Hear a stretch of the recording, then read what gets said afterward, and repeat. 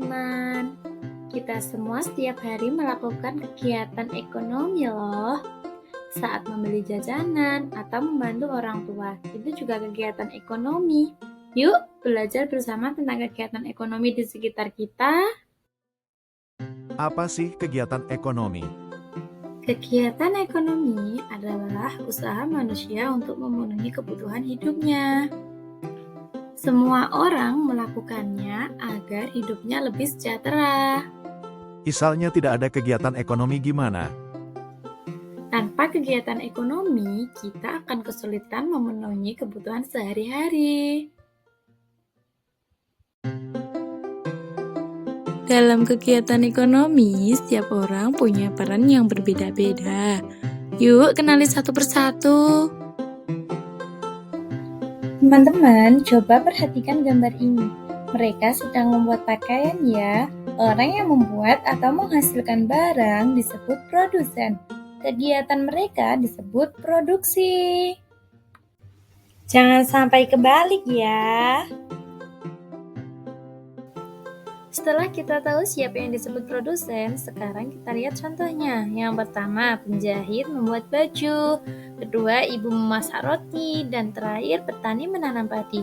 Mereka semua disebut produsen karena menghasilkan barang yang berguna untuk orang lain. Setelah barang selesai dibuat oleh produsen, tentu barang itu perlu disalurkan agar bisa sampai ke tangan pembeli. Kira-kira siapa ya yang mengantarkan barang dari hasil produksi agar bisa digunakan orang lain? Nah, disinilah peran orang yang menyalurkan barang bekerja. Mereka disebut distributor, dan kegiatannya disebut distribusi. Tanpa adanya distributor, barang dari hasil produksi tidak akan sampai ke tangan pembeli.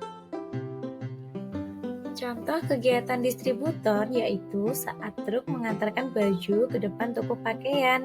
Kegiatan ini disebut distribusi karena barang dari produsen disalurkan ke pedagang agar bisa dijual kembali kepada konsumen. Kegiatan distributor juga bisa dilakukan dengan cara mengantarkan barang langsung ke konsumen, misalnya saat kurir mengirim pesanan ke pembeli di sebuah kedai kopi. Dengan begitu, barang bisa sampai lebih cepat.